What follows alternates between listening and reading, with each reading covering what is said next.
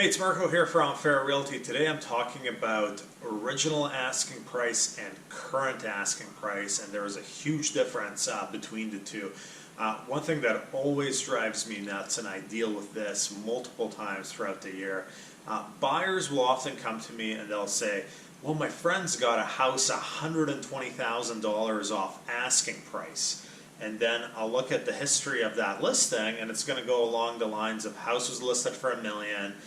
3 months later, it was dropped down to $950. Another 3 months later, it was dropped down to $900. And then the buyer buys it 6 months later after it was initially listed at $1 million, but the asking price 6 months later is $900,000.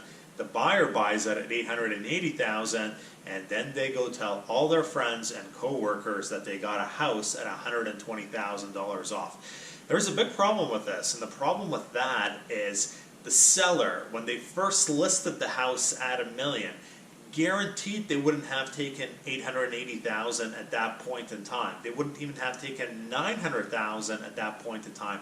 They priced it at $1 million because they felt it was worth close to $1 million. So it takes time for sellers to absorb reality and adjust their price and expectations accordingly. So if your friends bought a house at $125,000 off the original asking price, but only $20,000 off the current asking price, it does not extrapolate to you're going to get a house off the current asking price $120,000 off. You might be able to get $20,000 off the current asking price and $120,000 off the original asking price.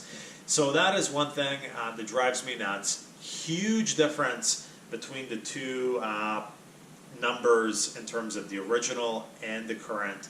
You cannot assume that you can apply what people are getting off the original asking price off current asking prices. The spread between the two vastly differs. The spread between original and selling price is always much higher than the spread between current and selling price. That's it for this week. Marko, Juras, Fair Realty.